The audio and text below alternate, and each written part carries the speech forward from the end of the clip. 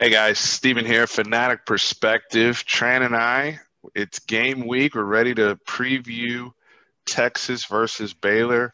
We get to be back home. We're wearing some retro throwback uniforms. Tran, we're trying to bring in some good vibes. Trying to bring in some good vibes to y'all's week. Remember, guys, it's game week. We still have six games left in the season. Hmm. A lot of football left to be played, a lot left to be decided by this program, by Tom Herman. So, Tran, before we get into preview, I know, like many of us, we've been paying a lot of attention, close attention to the press availabilities of Tom Herman. Chris Del Conte had, kind of addressed the fan base earlier or late last week, going into this week, and now we got to hear from Tom Herman on his regular availability on Monday. And I know you wanted to kind of start there and kick off with your thoughts, so I'll pass it over to you, my friend. Yeah, appreciate it. It's good seeing you. First of all, seems like it's been a year with the pain we've been going through, but I know. I Time does go on longer when you're losing. he first I want to start off with his presser. He didn't come off as pompous as normal. That's the first thing. He kind of looked like he had his tail between his legs a little bit. I like how he started off with addressing the Sam's sort of standing by himself. Um, I wish they would have started off with the fact that they waited to play the song about 20 after the presentation of the hat. But, him saying that, we're encouraging the kids to stay out there with the team and do it for the fans, not necessarily celebrate the song, but, be out there as a unified unit. So I really liked how he touched on that. Um, Another thing is, I actually kind of want to get your opinion on it. Is he brought up the fact that we have 2 weeks. There's a lot of word. There's a lot of talk being talked. He brought it up. He focused on it. He said the internet is a powerful tool, both positively and negatively. Unfortunately, after a loss like this, it's going to be negative. How are the kids going to react to um, this game with everything being pointed at each other? I mean, we've touched on the fact that previous Longhorns were tweeting at current Longhorns and things like Right. that. So what's your thought on that? How do you think they're mentally strong enough to be prepared for this team? I haven't seen that from this team, and there's no way you can say that they're mentally strong enough. With going back to the one of the analogies that Tom Herman had made in a previous press conference about keeping water out of your boat, and I don't know if that was something he had gotten from Dabo Sweeney or one of the conversations he had, but essentially, their job as a staff, their job as a team is to keep water out of the boat because once it's in the boat, we got problems, right? And I don't think it's been an issue again in terms of people want to say the team divided and things going on inside. Going to your point earlier about what Sam Ellinger said after the OU game, and also the explanation that Sam gave in the player availability later this week. There's just a lot of misinformation out there regarding what happened, and I knew this was the case. For them not to be crystal clear on the time that elapsed between the end of the game, the communication on whether or not the song was going to be played, because what people have to remember that aren't going to the games, there's no band, right? Mm-hmm. And the other thing is typically after a win or a loss, we've both been to that game. They're going to go right before they go in the tunnel. They're going to be before the band or whoever, listen to the song, win or lose, and go about their business. Oftentimes, interviews start during the Eyes of Texas and certain things like that. So for that much time to elapse, and Sam's like, I'm out there talking and communicating and conversing with coaches or whoever, and then the song, the way it made it sound to me is like the song just kind of came on. And the other thing he pointed out too was I was not by myself. Taquan Graham was with Mm-hmm. me. And so he's also saying like there were other players there. It's just that y'all didn't see him. But we actually saw Taquan Graham when they showed them going into the tunnel, and everyone was, those horrible fans were chanting those really nasty things at Sam. Taquan Graham was actually standing next to him. So again, it's just a lot of misinformation that's allowed this whole thing to drive, and it's become a distraction. And now we're like right now we're talking about that instead of football. And the Mhm. whole 2 weeks we're talking about that instead of football. Now Sam Ellinger kicks off an availability, and what's he talking about? He's talking about why I don't like that's his prerogative, right? Like, good for Sam. I want to know, what are we trying to do to beat Baylor and get this season back on track, Mhm. right? And so I think so much of that, they've got to learn how to channel it, though, because the social media, you can't eliminate it from college football. Like, no coach can, right? The thing is, you have to, as a coach, these guys also have to be master programmers of the mind with some of these kids and channeling that energy into us against the world. That to me, that's Tom Herman's only play, right? Is, you know what, bump all that. This is our school. Don't let anybody else tell you otherwise. And y'all say we're together. Everybody keeps saying we're not divided. We're not divided. We're not divided. Well, go show it out there on the football field. That's your only way out of this. Because if y'all keep losing, people are going to keep pointing at distractions. People are going to keep saying the things they're saying on. And I know it's most of the things that people are saying are unfair and out of bounds, really. But this is the noise that we're at, the level of desperation we're at, and you factor in where we are in the world right now. Tom Herman talked about the country, right, and juxtaposed to his football team. I think there's some validity to that, but the thing is, a lot of people don't want to hear that from a coach that has seemingly one of the most talented teams in the country, and they're underperforming the way that they are. People don't want to hear that from him. So how they get out of it, they got to win. And I'm going to keep saying that, Tran. They got to win. No, of course. Winning cures all. Another thing he kind of brought up was his relationship with Dave Aranda, which also goes into my point 3 that I wrote down, was that he talks about, we talk constantly. We go all the way back to college days. He says, I haven't really watched film on the Baylor team because they only have 2 games. This is his first time as a coach. So us scouting his defense from last year at LSU is going to be different this year because he's not actually running the defense. So brought into point 3 for me was how many days during this off week that he gave the team. And he said off, not, hey, we had a relaxed day where we watched film on our mistakes.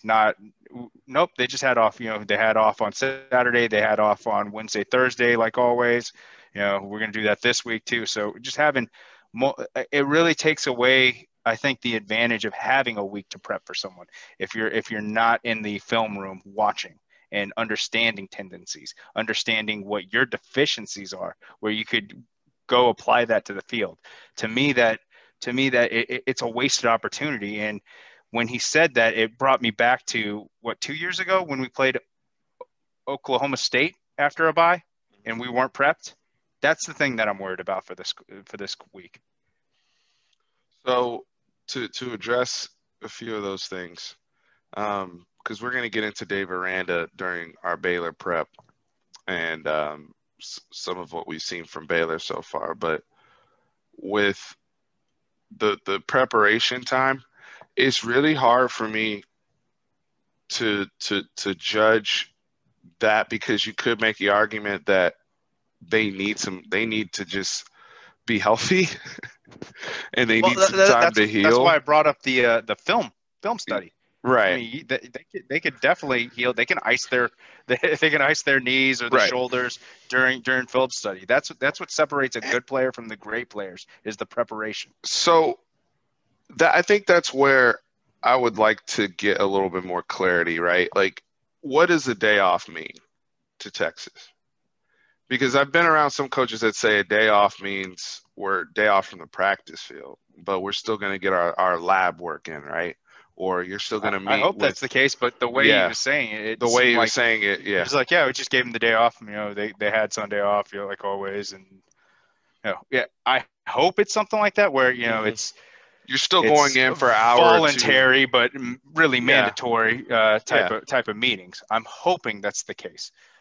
But from previous years where we had a bye week, we That's weren't true. prepped for a team. That's true. And it seemed like it. That's true.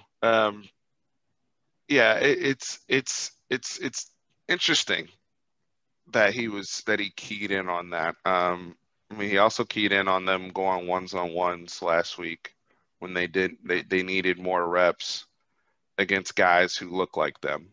Not being disrespectful of their scout team, but you can only get so much of a physical look, and they've been lacking that. So just being able to work on themselves for a week, I think is valid because again, how they navigate COVID and not being able to get those reps in over the summer, get those reps in over the spring, that does matter. But I just want to clarify what a day off means to them. Like that's my thing. I'm with you. If it's no football for 24 hours, then we're missing the boat there. But if it's all right, you come in for your normal treatment or your normal lift, and while you're here, we have a light film session or we have, just D tackles or whatever, I'm totally fine with that. Yeah, I'm 100% fine with that. Yeah. But I know some programs like that's technically a day off, right? So it all like where you're not like boom, boom, boom to the itinerary like you normally are. So we'll see there. Going back to you, because I know you had brought up Dave Aranda. Did you have any other points you wanted to make off the presser before we move forward? Yeah. So the Dave Aranda thing is one thing that I just marked down was, it seemed like he thinks very highly of him.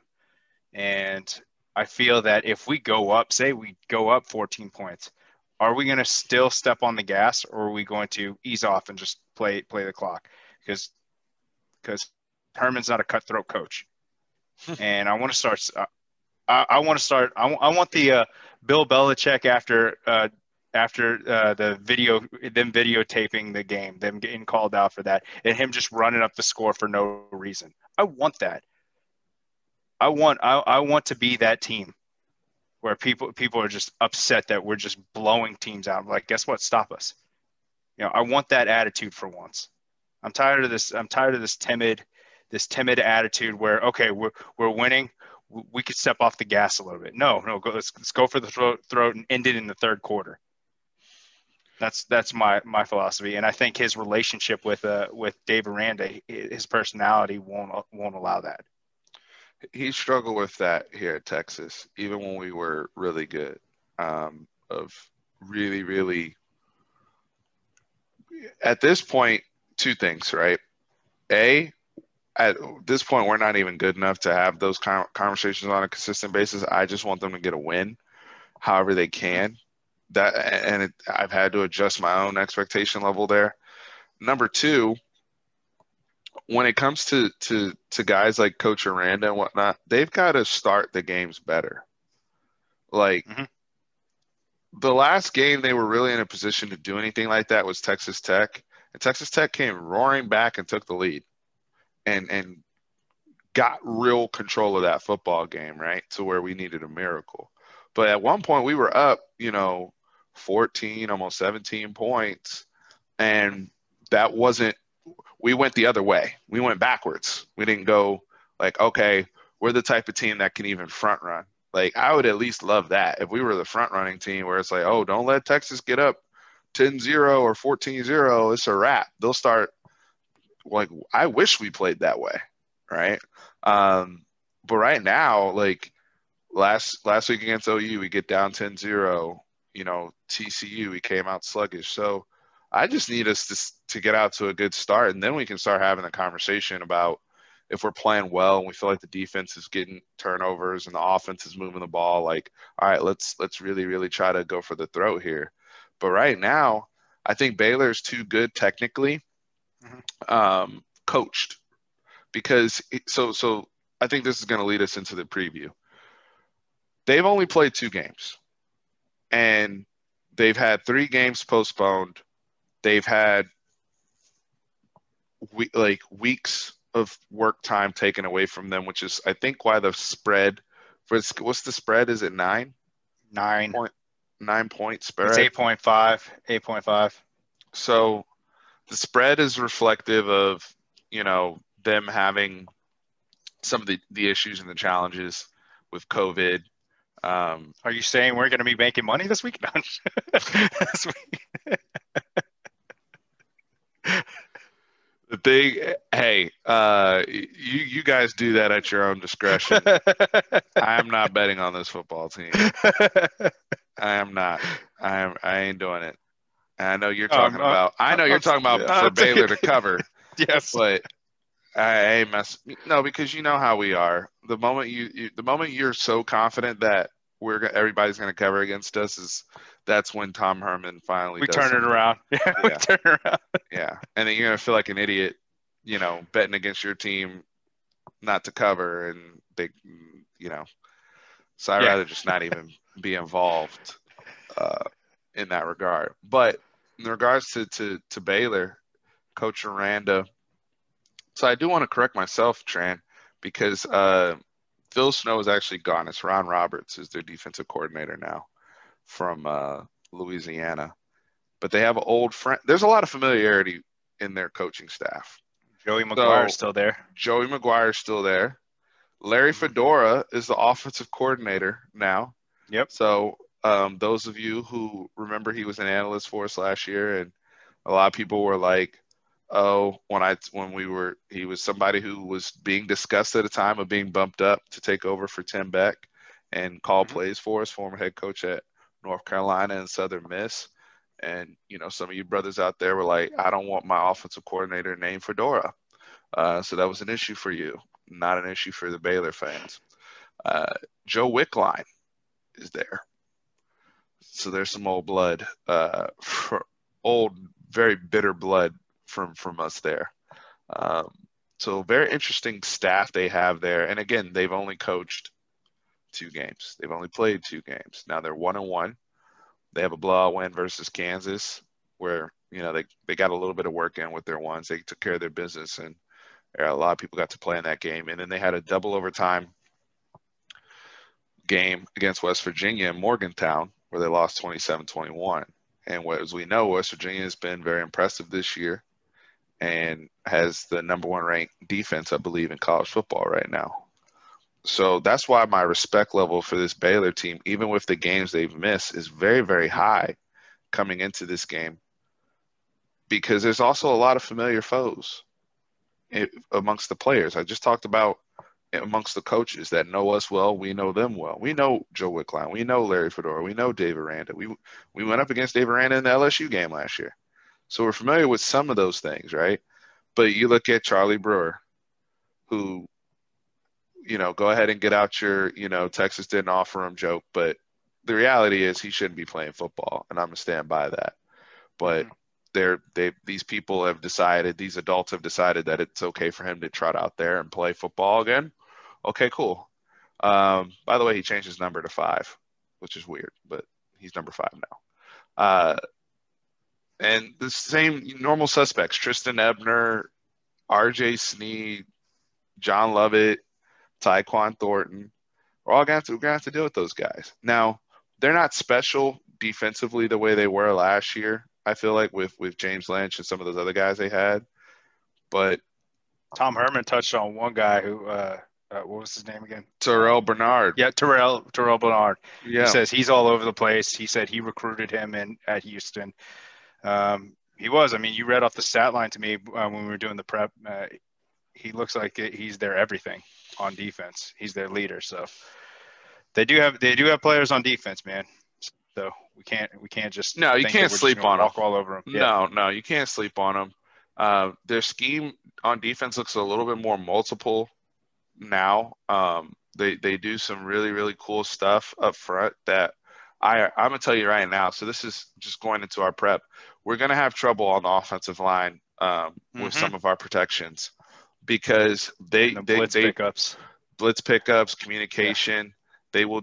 They're a little bit more creative than we are on defense, honestly. Like, I wish I saw a little bit more of some of the stuff we do, they do with our personnel. Like they'll walk up, they'll have their tackle and their 3 technique hand down. They'll walk up a third guy or both the ends, and the other guy, one guy will be standing up, and then they'll drop him off and blitz the nickel from the other side, right? Like, and it looks fluid.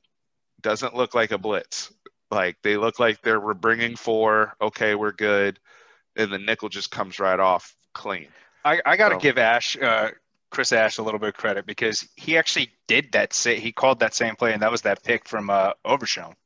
Overshown did the same thing. Overshown did get a pick on a similar action. Yeah. So I mean, we do have that, but I don't think we blitzed the corner. And you showed me that specific play against West Virginia, and it came from the right side. So be very wary of that right side. So I expect Ron Roberts, their defensive coordinator, to have something in the bag for Christian Jones and those guys on the right side, just to, really to play some games, right? Or some of the stuff we saw with Benito against OU.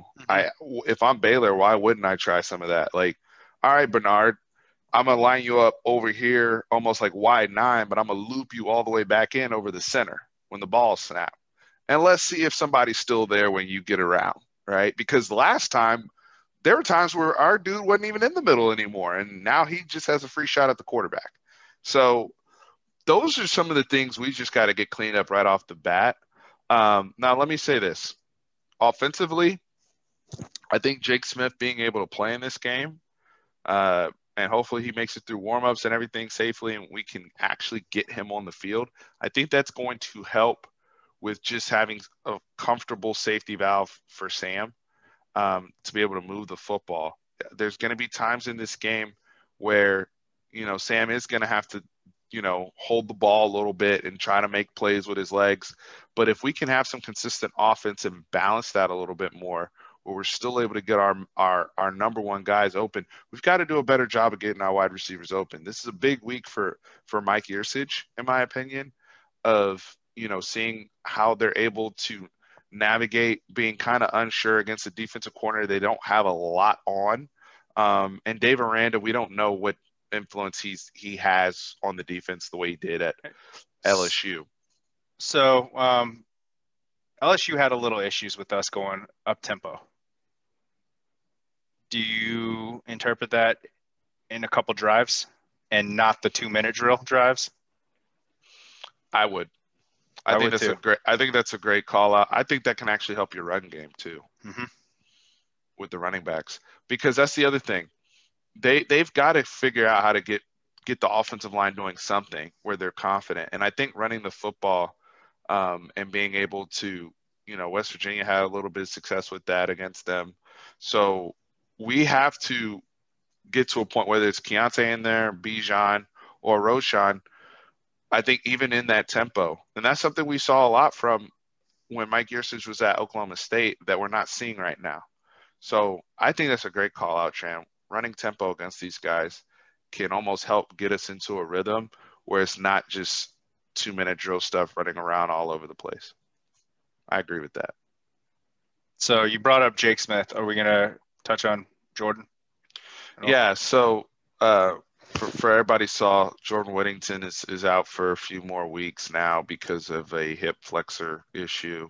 And it sounds more like a strain going from the hip to the lower back. It's just really unfortunate, man. And it made me sad that we're here another week dealing with this for him, right? And my frustration for him because, he finally got an opportunity to play a whole game against a real opponent. Great. And he was, was looking good. And it's like, damn, another setback. I've heard people start to talk about retirement for him and all that type of stuff. I think you don't retire from soft tissue injuries. You don't retire from that. It is frustrating having to go through rehab all the time, but I still think that they can figure out something in the offseason maybe. And this is, I guess, more of a question for you. Do you think it's possible that they figure out how to re-engineer his body or kind of break things down and say, look, maybe you got to play at 205 and just be leaner, or for whatever What is he, reason. 215? I think he's like 215 right now. 6'1", 215? Yeah, which isn't. I mean, it's Not a big receiver, but it's not Yeah. huge. It's big for a slot. That's the main issue. But yes, you could re-engineer the kid's body. Maybe he just might be built like that because he looks like he's just a built kid. I know that they said, a couple weeks he should be back. I want him to shut it down. I want him to shut it down and work with the physical therapists that they have on staff. They know his body better than, us armchair quarterbacks know his body. He knows his body better than everyone else. And I know he wants to be out there, but if you're really throwing off the rhythm of the quarterback when you actually there for a couple plays and then you have to sub in someone else. Yes. Because of that. So the continuity is just it not has been an issue. Yeah. It's not there. Yeah, so you don't have good timing. Yeah, and I just want to see him just from a physical standpoint to be at 100%. And I think if he works, do a lot of balance band work, especially with his hip issues, I think if he does that and just shuts it down now, he'll be ready to go next season. He's already built for the college game. You see that in his body. So we just need him. We just need everything else to match up. It just seems one thing after another. And like you said, a lot of soft tissue problems. And maybe it's just all stemming from the challenges he had. Yeah. Usage rate. He was there everything at Cuero. So. But just like every single time, it's just weird. Anyway, I do want to touch on our defense real quick before we give our predictions. I do see our corners developing and playing relatively well against these receivers. Baylor by no means has been explosive offensively this year. I do think one of the things to look out for, especially when you're facing Larry Fedora in particular, how they utilize their running backs, Ebner and Lovett out of the backfield, wheel routes, arrow routes, up the seam, things of that sort to try to, especially understanding our struggles with linebackers and coverage. I think that's something that if I'm Fedora, I'd probably try to target based upon their personnel. I know quarterback run game has been a challenge, especially with Charlie Brewer in the past. I just don't know how much Baylor really is going to make a concerted effort to run him. They do move the pocket a lot because he has limitations with his arm. And that's another thing. Like, we will be able to get underneath some of the balls the way we were with Alan Bowman. Some of these guys that have the pop gun arm where the ball sails a little bit, you can get underneath it. And we saw that against Alan Bowman. You'll see that again with Charlie Brewer. He does not have like Spencer Rattler, the ball's there, right? Like that's the difference. You can recover against Baylor and quarterbacks like Alan Bowman or Charlie Brewer. You can't recover against the bigger arm guys where the ball is just, they're putting it on guys. So I've seen a lot of that just throughout the time against Charlie Brewer and whatnot. And even this past year in the 2 games they have played, I think there's opportunities for us to get some turnovers and make Baylor think about what they're doing offensively. But we have to be sound. This to me needs to be another week forward for the defense. They've really made some good strides since Texas Tech, where they were complete disaster. And now I feel like, okay, yeah, we don't want to play 97 snaps again. I'm with y'all there, right? But I think we can try to hold things at bay. I think this is actually going to be more of a defensive game. Yep, I agree.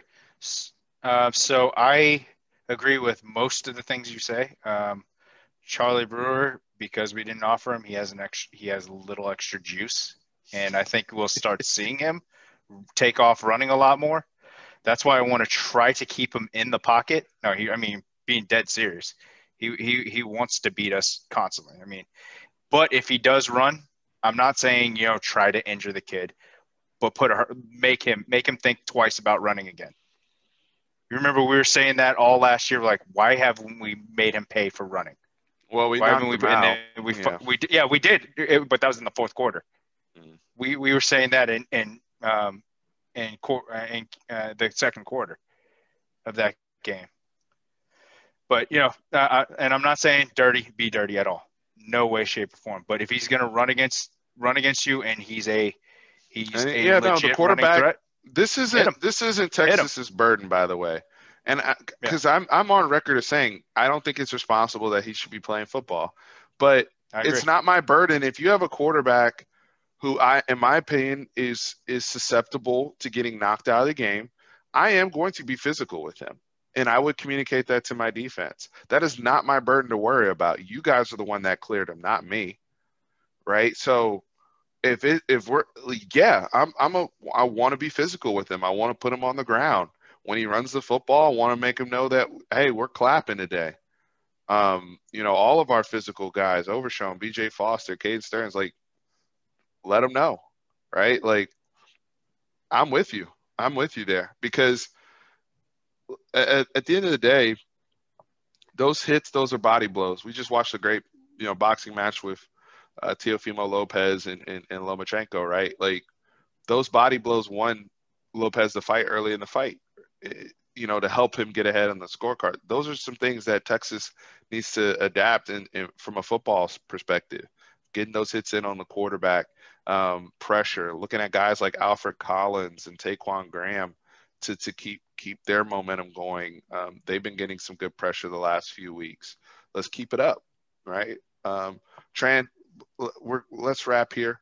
And guys, by the way, as we give our predictions, make sure, and I didn't say at the beginning of the video, and I apologize, but make sure you hit that like button and show us some love. Please, thank you. But what's your prediction for the game as we conclude? I kind of want to go with the reverse jinx because every time I've picked Texas, we've lost. But I want to go 38-35 Texas. Okay. I'm going to go I'm going 28-24 Texas. Really low scoring. Lower scoring game. I think the combination of what they can do defensively and the offensive line problems we have, I don't even think it's going to be a play calling thing. And I think we probably will look a little bit better, even though the score won't be crazy. But just how we manage ourselves. So I am going a lower score. I do think we win this game.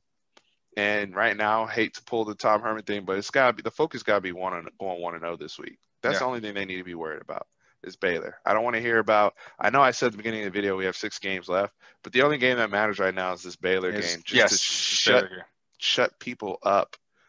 And if you're a Longhorn fan out here that's rooting against the team or talking about XYZ and like, guys, we got to lock in on this game. Let's be better as fans, and I will continue to say that on this channel. Let's be better. Well, if you're hoping we lose, you're not a fan. Well, there's people that are hoping we lose so that it can expedite the Urban Meyer to Texas process and things of that sort. But to me, that's a loser mentality, personally. And to me, like, I want to try to win no matter what. And then how after the season, let the cards fall where they may. That's why I haven't engaged on a whole bunch of coach talk on this channel, because we're trying to win right now for these kids and for this program. And we all need it. We need a win. We need a win on Saturday. Clear cut. I don't care if it's messy or pretty. The expectations have radically changed anyway. Tran, I appreciate you. I know we got to run here. I appreciate you, buddy. It was fun covering this with you. We will be back, guys, Saturday after the game, and we'll try to get a live in next week. We've had a lot of life going on recently, but we'll try to get a live in after Baylor just to really, really chit chat with y'all. Mm-hmm. Cool. All right, man. Guys, remember, horns always up.